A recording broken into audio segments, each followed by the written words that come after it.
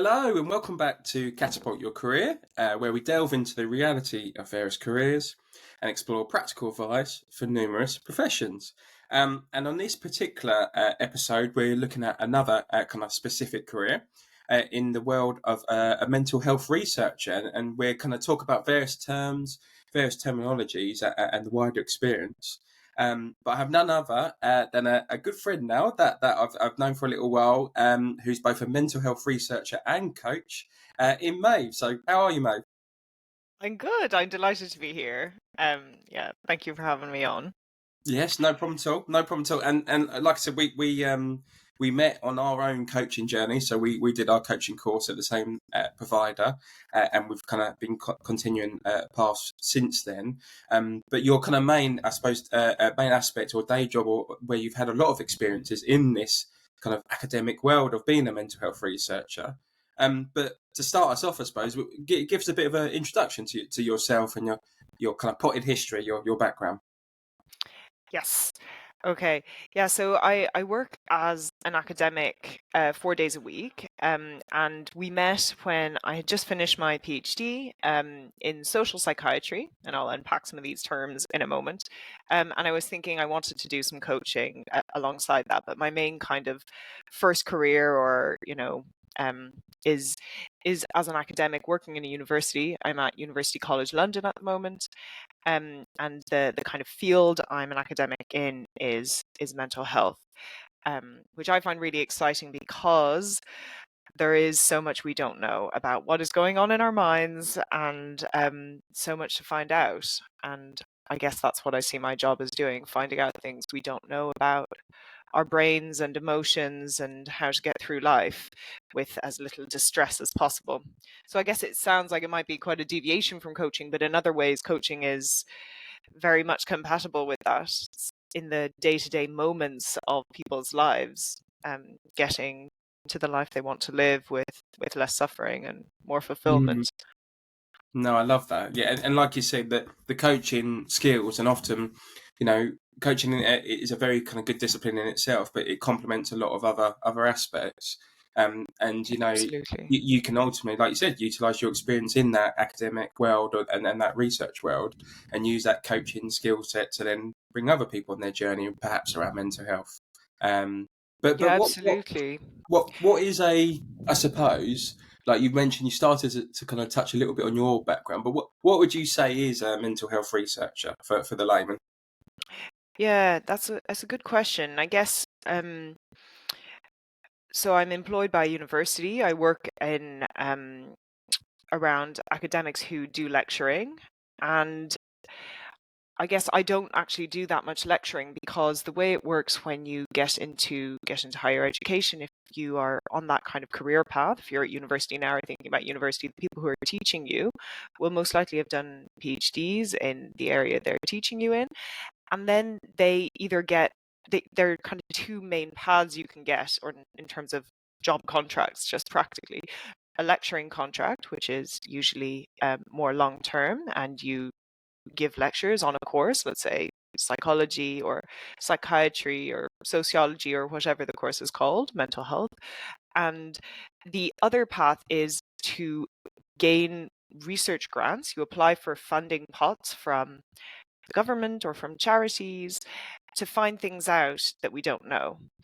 And so you can do a bit of both. And most academics will do a bit of both, whether you're an engineer or whether you're a mathematician or a medical doctor or in mental health. You'll do a bit of teaching. And then you'll buy out some of your teaching time by winning these research grants. So you apply with other people or on your own, and then you get to do this kind of finding stuff out. And I've been very lucky so far. What I've done is worked on. I got a funded grant for my PhD, and then since then I've worked on other people's grants on research. So I've done very little teaching. What I have done is worked on a project that is trying to answer a question, which all sounds a bit abstract. It might make more sense if I give you some examples of questions we've tried to answer.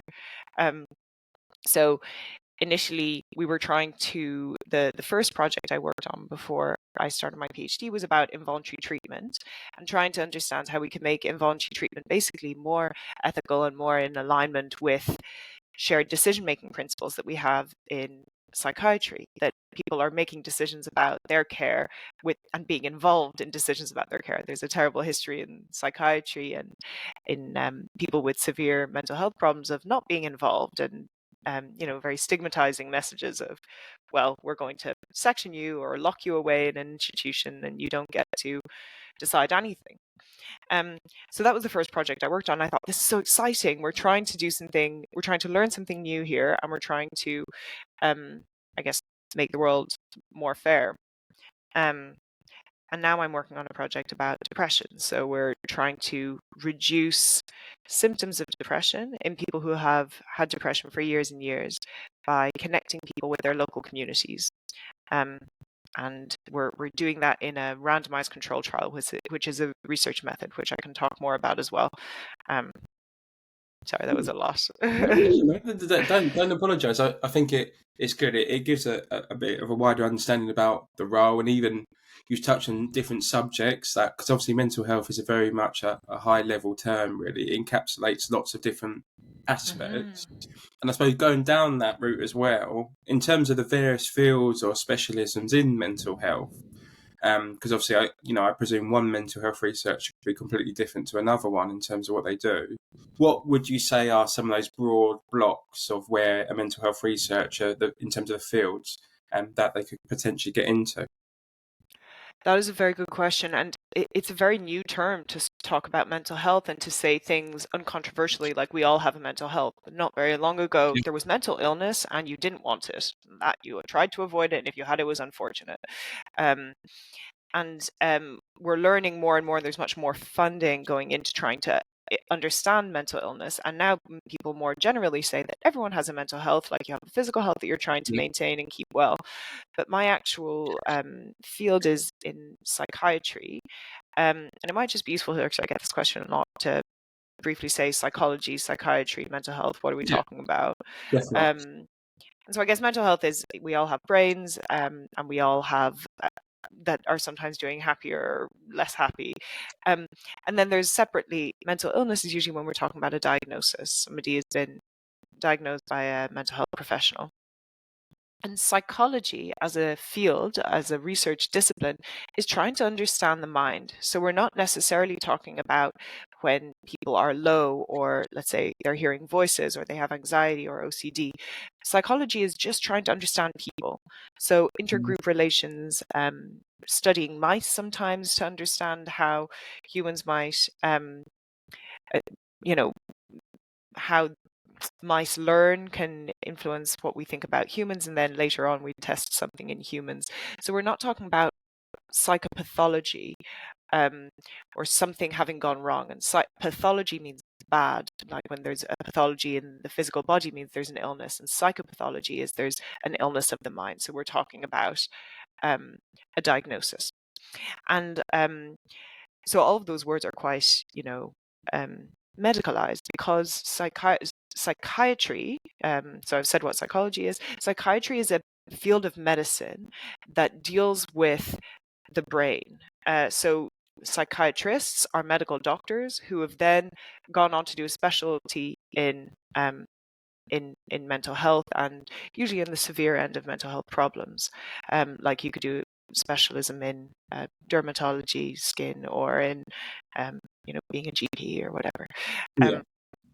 And so my research has mostly been in psychiatry, so with psychiatrists, in the kind of more extreme end of problems. So people who hear voices, who maybe are sectioned, who are in inpatient hospitals, or at the moment depression, but kind of severe depression that hasn't gotten better over years and years, and people are really struggling to work, struggling to leave the house. So I guess there's a big spectrum when we're talking about mental health, and usually when we say mental illness, it's there's higher levels of distress, and it can be really debilitating, massive impact on people's lives and the lives of people around them, and their ability to do what they want to do. Yeah, and thank you for kind of taking us through that, because I think half the problem sometimes, especially when you want to transition careers, is like the terminology and actually understanding what we're talking about. Mm. So I think it's nice that you're kind of broken up into those sections, and I suppose that gives people an understanding of, yes, you might be a mental health researcher, but there's various different specialisms you can kind of focus on depending on your own professional or personal interests. And just, I suppose, almost like an observation from me as a layman, from someone outside of that world. How is it? How is the relationship between, you're studying lots of potentially harmful and kind of negative traits and stuff, and of course it depends how you view these things, but they're having real kind of harmful effects on certain people and quite a lot of people, as we're kind of knowing. How do you manage that relationship between, potentially finding out various things and the way the brain works, which can actually have a massive impact on thousands, if not millions of people, but equally not almost being put into that depressive state from hearing and all the kind of various research you go through? How is that relationship as a researcher? That's such a coachy question and such a good question. Um, yeah, honestly, I think it can be really hard, and lots of people, at a party or whatever, I'm talking about my job, and they think, God, I couldn't be around that. That would be so Yeah. difficult. Um, and I think there are other elements of the job, let's say working on an inpatient psychiatric ward. I don't know if I'd be able to do that. I think that you have to be very tough. You have to be very positive and resilient for that type of work.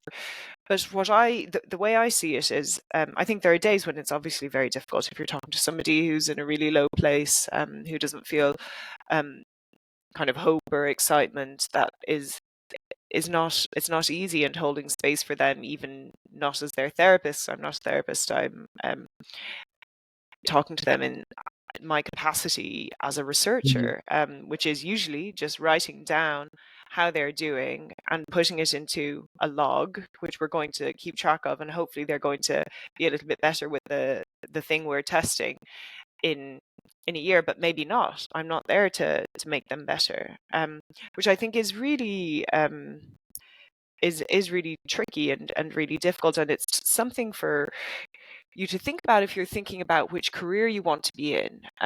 If you're fascinated by mental health and want to support people, want to be able to improve people's lives, I think, being a psychologist or a psychiatrist or a social worker, that is what you're there to do. You're part of a kind of a clinical team, or even as a coach. It doesn't have to be in the kind of context of medical care.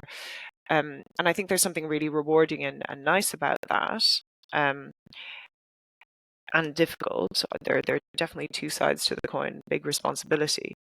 Um, and I think I couldn't do that 5 days a week. I like doing that in the coaching world, for, half the time.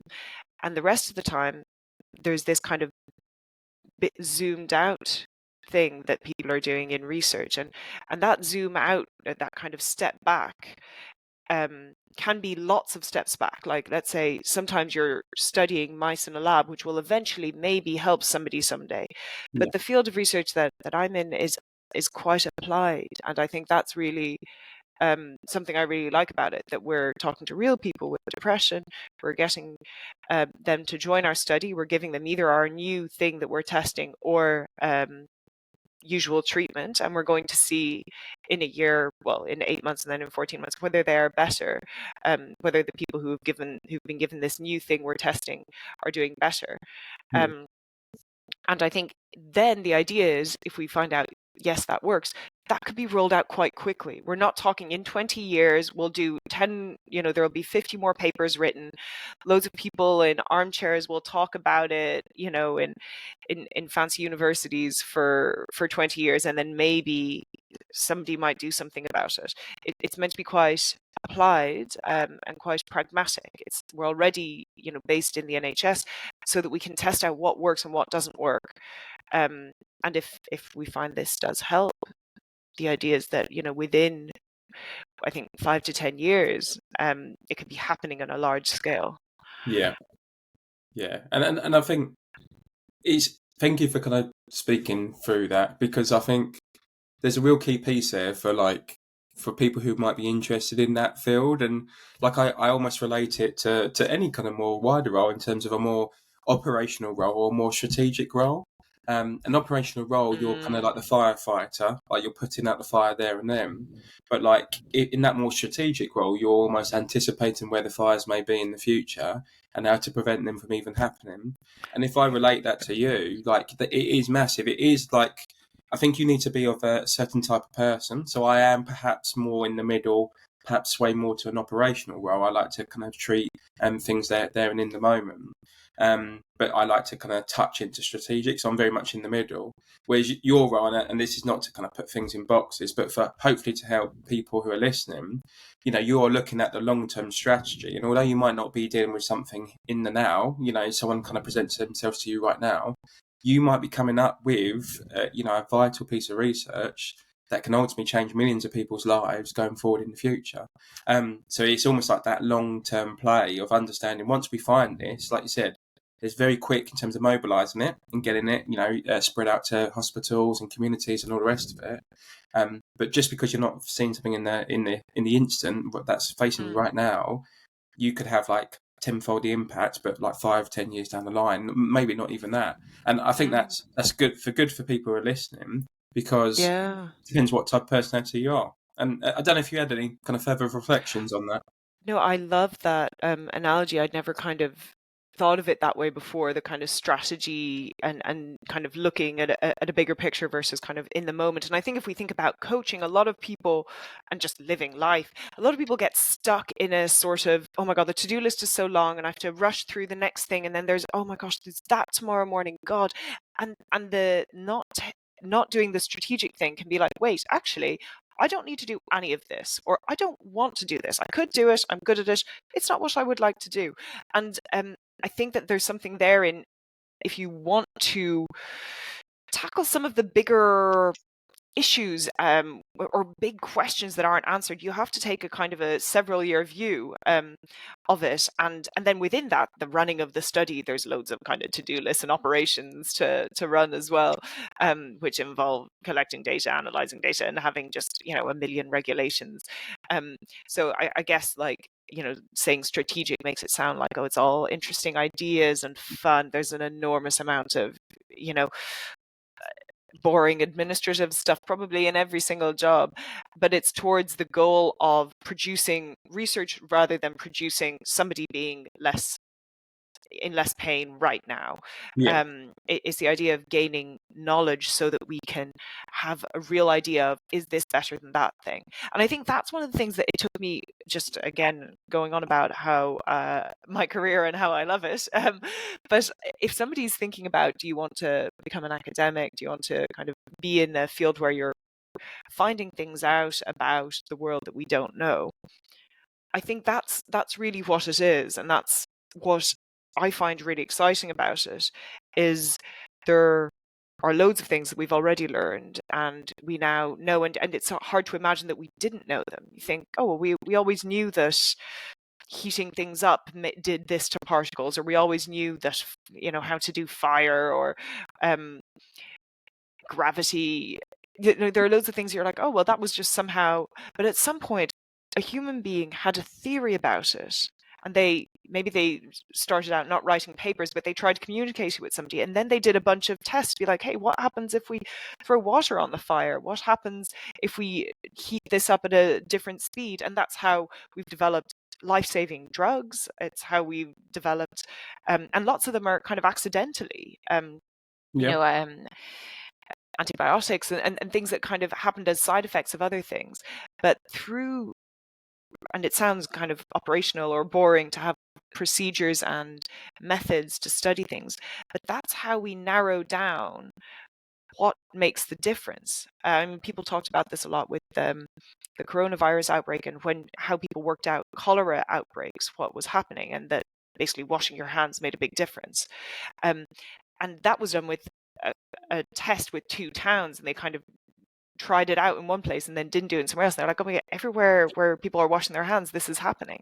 And that's what we do in much more precise ways with these big studies. You say, look, what happens if we compare these people to these people? and we try to randomize them so there's no differences between the groups, because you could get a 50% chance of getting, whether it's a drug or a placebo, or in my case, the intervention isn't a drug, the thing we're adding is social. If we connect people up with their communities, will that make a difference? And that is how you influence practice. That's how you influence what doctors do, what the government funds, the policy guidelines that are written. And and what ultimately gets taught in schools, and what we know as a kind of a collective, as human beings, about the world, about ourselves, our internal worlds. And I think there's something really nice, for me anyway, that I get to do a bit of both. I get to do a bit of holding space for people, looking at the day to day, and a bit of thinking about what is the next thing that is getting in our way, what. And we're seeing, as you said, more and more people struggling with mental health and going to get support from services, and something dramatic has to change, because we just don't have the capacity, especially all the kids Yeah. that are needing support. No, it's true, and I think what you've also done there, and really kind of eloquently kind of shared with us and our listeners, is also, even for you personally, the bits you enjoy the most and least enjoyable bits, I suppose, like that real big kind of mission, I suppose, in terms of how strategically you can do something that can change practice, and how ultimately hospitals, communities, and kind of healthcare in general operates.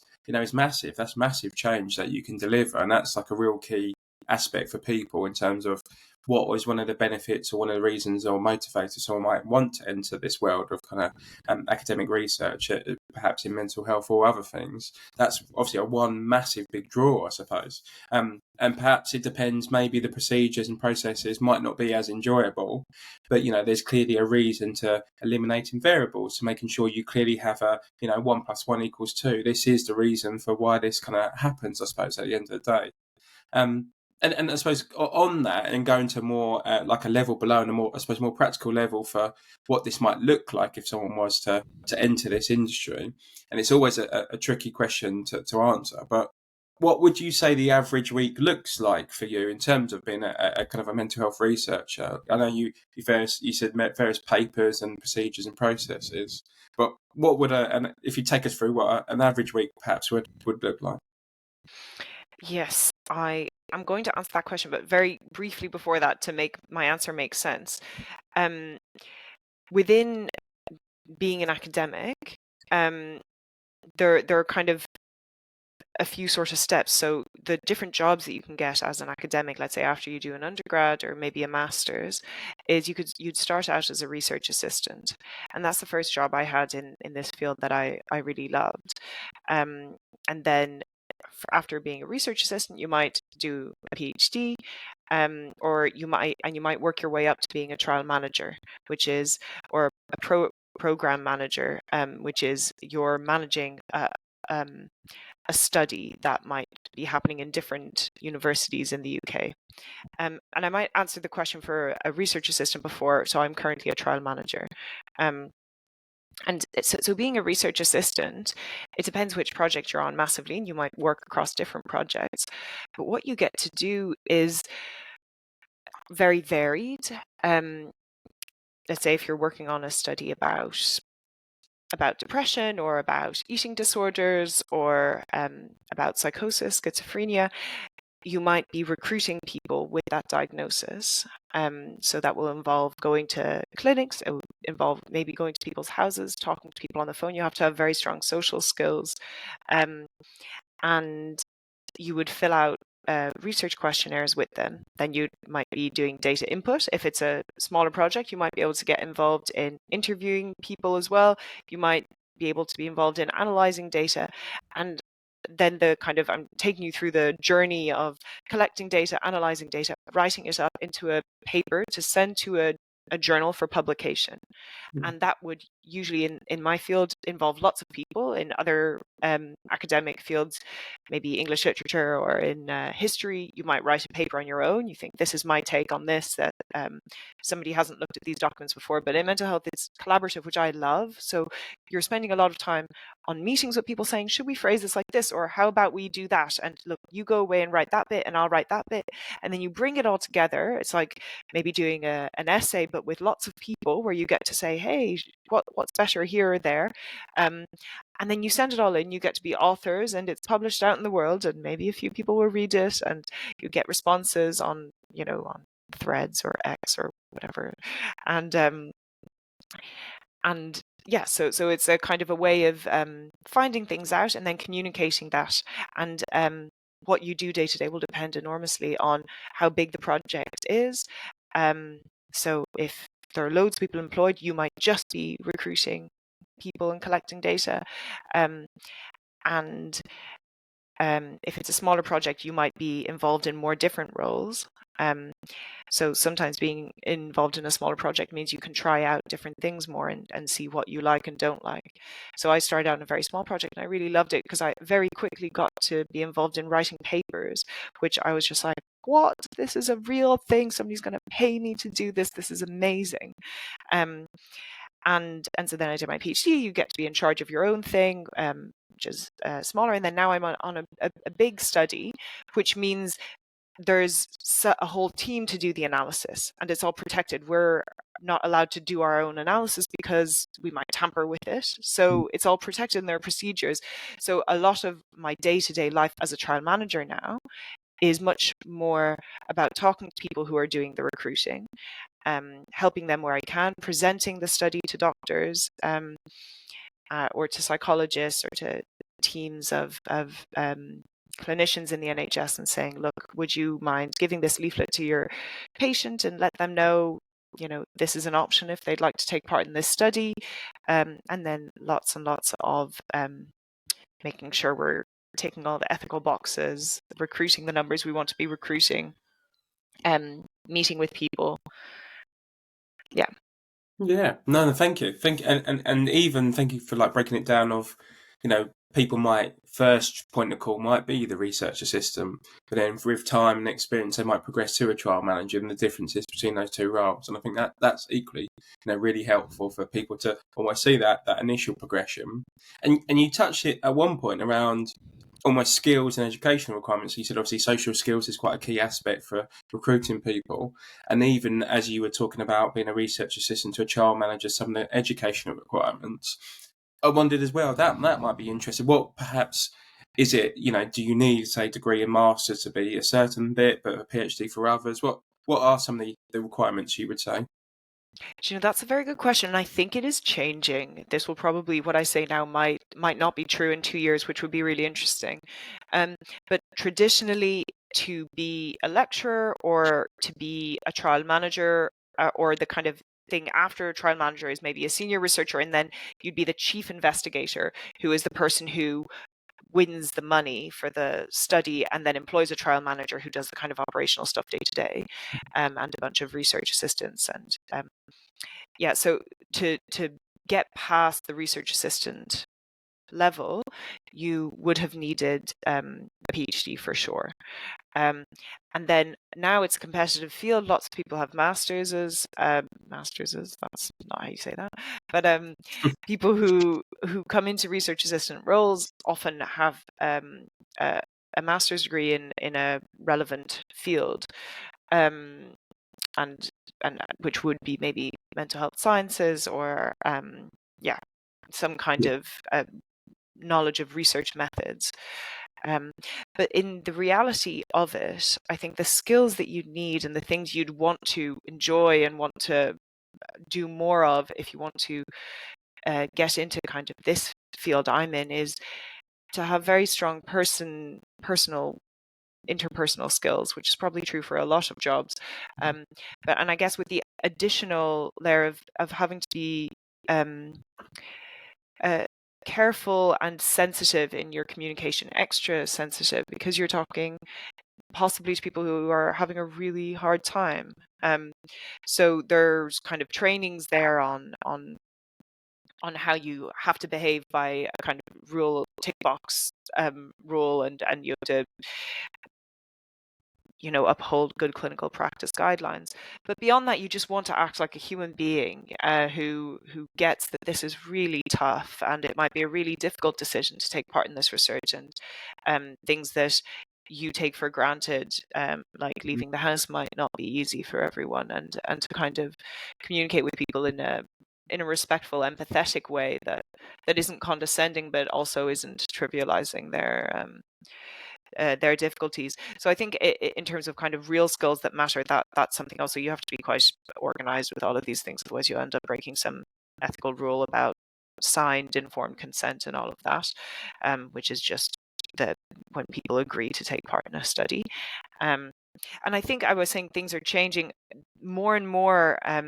They're trying to make funding pots. So when you apply to get research grants, which is kind of the next thing I should be doing in my career, is that they're trying to make that open to people who have not done PhDs.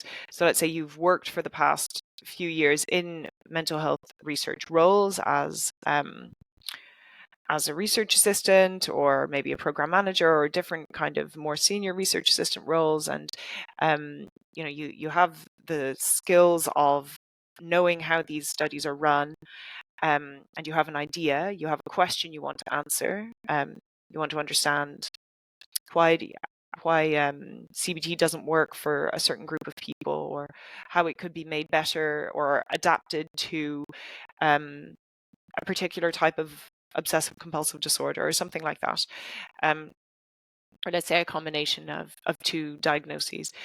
Anyway, so you have a question you want to answer, you can go and apply for funding now, even if you haven't done a PhD, which is a brilliant step, because it just, doing a PhD is slow.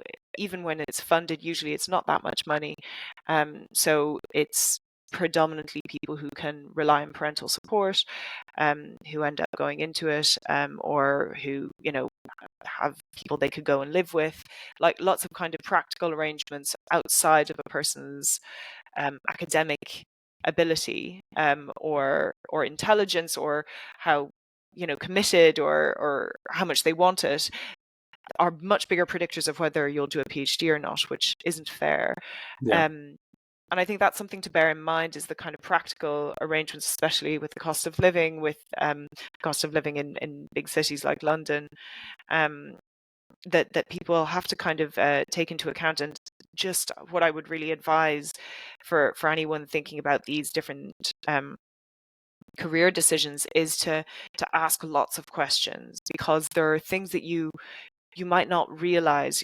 Let's say you have and people can reach out to me if they want to, through my Instagram or my email, but to ask lots of questions about where funding pots are, to try and work out, because you can sometimes do a master's or a PhD that is supported, and you have to know where to look or who to ask, and where to apply, and often there are these opportunities, but they're sort of hidden away and people don't know about them until they ask the right person. And I think you might think, oh, that sounds like too good to be true. Like, how can that be? That can't be right. Surely I have to get into debt to get an education, or to tick this box if I want to be in that career. And it's not always the case. And I think the world of academia is changing very quickly in a positive direction, to mean it's less reliant on having a million degrees. That in reality, what helps you do the job is being organized, being able to use a laptop, and being kind.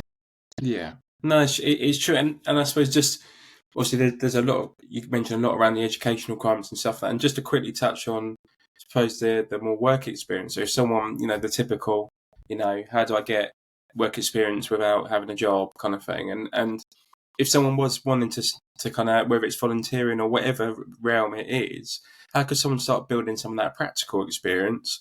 One, not just only to be able to get, say, a funded research assistant post, but also just to kind of start to realise if this is a career they want to go down. What would be some of the things you would suggest to people to build that practical experience? Yeah, that's a really good question. I think to be honest, anything that involves contact with people who are vulnerable or I guess patients in the NHS, and that's one of the things that makes it a little bit difficult to get experience in this field, is that obviously that is protected. You can't just kind of wander into a clinic and, say your very well-intentioned thoughts to somebody who's in a really low place. So I think if there are volunteering opportunities where you can kind of be an active, supportive listener, an empathic listener, that would look good on an application to a research assistant job, and kind of showcasing that. I think a willingness to learn. A lot of these jobs, what would spook somebody screening applications is them thinking that they know everything. Mm. Even if they've had personal experience, or let's say experience of somebody close to them experiencing mental health problems, I think that you have to have a lot of checking in with yourself or with your colleagues about what the next step should be. So I think getting experience, it really, anything that can involve speaking to people who are struggling and who are low, and learning how to, whether you're able for that, whether it's something that you find rewarding. And I'd say that the research assistants that work on our trial at UCL, we also have sites in Birmingham and York. They, that's something they really like. They get real kind of, even though they're not there as clinicians, talking to people who are feeling low, and sort of taking them through the questionnaires for the research, is something that gives them energy and makes them feel, I guess it's what's the word, rewarding. Yeah. And I suppose also on that, I suppose it's interesting. There's a common theme around that curiosity, around, like you said, not thinking that you know everything. I mean, it's almost a golden theme in that research of constantly having a thirst for new knowledge and understanding new pathways and new things to work. And I think if you can, this is always where we talk about utilizing your skills when you're transitioning careers. You might have a various different careers, so you might either be early at age and looking at your first role, just leaving university, or you might be in a different career trying to transition careers. And hence the reason for this podcast, to be, I suppose, a torchlight on others and illuminate what the reality is. And I think it's highlighting some of those skills that you've mentioned there, of how you have been active listening, you have had patient facing roles or colleague facing roles, where you can kind of illustrate how you have utilized communication skills and to help others. You've utilized that curiosity of learning more and more, and how you've improved services and businesses through that, not just kind of settling for what you have. And I think that's, again, it's really helpful to know, to help others when they're looking at these careers. Yes, there's practical experience and key educational requirements to help to boost your chances, but there's also key aspects to really sell to employers around how you have the skills to do that role, and get up to speed in quite a quick time, I suppose. Absolutely. And that's how you should do it, is kind of highlighting, like you were saying there. And I think if we're talking about a kind of you were in the private sector, not in mental health, and sales or something for years, and then you're doing a pivot, I think it's also handy to say that in your cover letters, supporting information or whatever. Be like, look, it looks like I was doing something else, but I'm not picking this on a whim. I've had a big think about it, Yeah. and I think that I have loads of skills that will be useful to you, and this is where I want to be now. Yes. Yeah. No. Definitely. And often people who, I suppose, are in the careers advice world, I suppose, will be well aware of the kind of three whys of, like, why you, why the company, and why the role. And that's often something you're doing the cover letter. And I suppose why the role is exactly what you said. That's where the key bit, where I've not just chosen you as a company for this reason, but I've also chosen this role in particular because this is what allows me to ultimately do what my passion is, and to utilise my current skills already in my 10-year experience, etc. If you're transition careers, and ultimately aligned to a wider purpose of helping solve the mental health crisis, and help kind of push towards that, So I think that is definitely a real key aspect to realise if you are, say, transitioning careers, what you bring to the role already. And I suppose as we look to start to kind of pull the episode to a close, I suppose you've kind of given us a real good grounding of your experience, some of the skills and educational requirements, some of the various fields of mental health. But if you were to take this journey again and enter the kind of mental health industry as a research kind of assistant and so forth again, what do you think would be some advice you would give that younger Maev? Yeah, that is a good question. I think that there is something in what I kind of said already about asking people about opportunities, because you kind of think, oh no, that can't be possible. That's a silly question. Don't ask that. And I think ask questions. People will tell you if it's, if they don't know, or if you're wrong or whatever. But chances are that's just how you learn. So I think definitely asking more questions is something I would tell past Maev. And the other thing I would say, which I think is true for maybe every single career, but I guess I've experienced it with academia, so I feel like it is so relevant for any kind of fledgling academic or somebody doing an undergrad who's thinking about doing the next thing, is that you have to be your own manager and you have to say no to things. And I think, I'm still learning that. And I think it's so important because we're used to school where you are only allowed to do a certain number of subjects, and there's a kind of a process of filtering things out. That means even if you are really excited by many subjects and you want to do one extra A level or whatever, that there's a kind of a ceiling to that. You can't go so far past it that you completely overwhelm yourself and can't do the work. But the way academic work is set up now, and I mean, there have been strikes, there's all this stuff happening because of the sort of difficulty of it, and that the number of hours people have to put in to sort of progress. Because you say, well, your success in some ways is measured by how many papers you're writing. So you start out as a research assistant, you start working on this paper, and then you maybe get another job and that paper is still being written. And then you say, oh, you meet somebody at a conference and you decide, I'm going to write a paper with them. Maybe you do a PhD, you get some data from that you're going to analyze. And there's nobody, I don't have a parent now saying, Maev, you can't say yes to any more papers. You've already got these on the go and it's quite enough. And, you're only going to, it isn't possible. And I think that is something I would tell past Maev, to be like more intentional or cutthroat, and even things that are so exciting. I think that I don't know how I thought this, that there would be a filtering process that'd be like, I just won't be interested in that. There's so many interesting things. There's so many things I want to do. And that's a great problem to have in life, that, you want to read all of these books. And at some point you're going to have to say yes you have to say no to books that you want to read or to papers you want to write if you want to actually get things done. Otherwise you'll write the first half of 15 papers. Yeah. No, thank you for sharing that, and I think that's a really good, tangible bit of advice that people can take away. And like you said, there's a balance between the two. And the book that kind of comes to mind straight away as you're talking is one by Derek Sivers called Hell Yes, or Hell Yeah or No. And it's like, if it's not a hell yes, it's a no. So even if it's like, oh, that's quite good, it's quite exciting, yeah, I'm thinking, yeah, that could be good, it'll be a no. Whereas if it's like, hell yes, I'm doing this, I want to do it tomorrow, then you do it.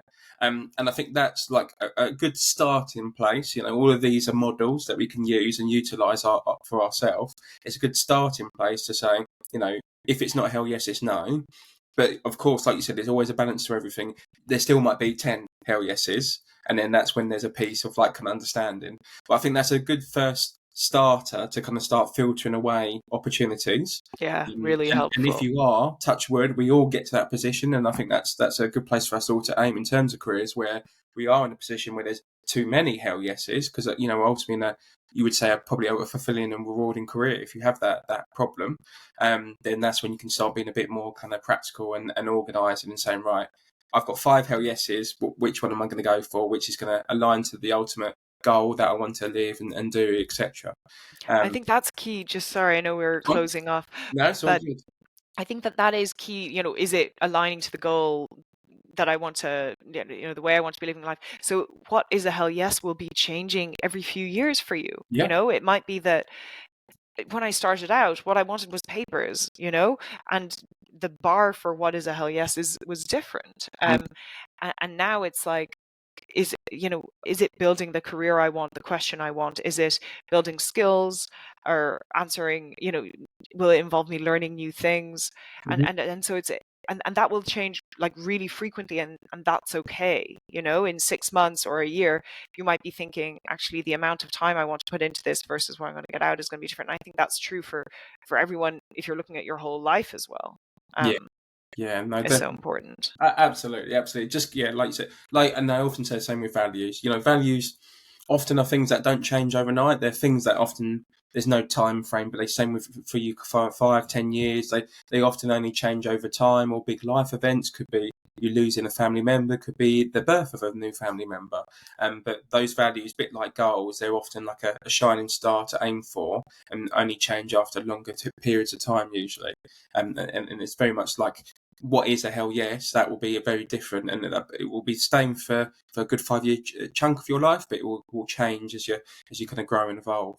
And I suppose before we kind of pull to a close, and you mentioned your LinkedIn and email, so I'll be sure to include both those kind of links, as well as any others, for anyone who wants to kind of connect with Maev and kind of carry on that conversation, if they are curious around entering this career.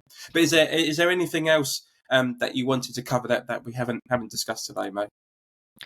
No, I think that actually everything has been covered really well. And if people have questions, I think, yeah, do reach out to me. I have a website as well, drmaevconneely.com, and they can get in touch. And I think that whether it's about living an academic life and how to do that well, everyone needs. I'm talking to you. You're fully converted to this message, but everyone needs a space to kind of do that reconsidering of values or of goals, or checking in with their kind of their bodies and what they want. And I think that doesn't have to mean something has gone wrong. I think in a way it's something is going right, and something you owe yourself and deserve, just because, not because of, not in a kind of conditional way, in an unconditional way. No, definitely. To look inside. Definitely.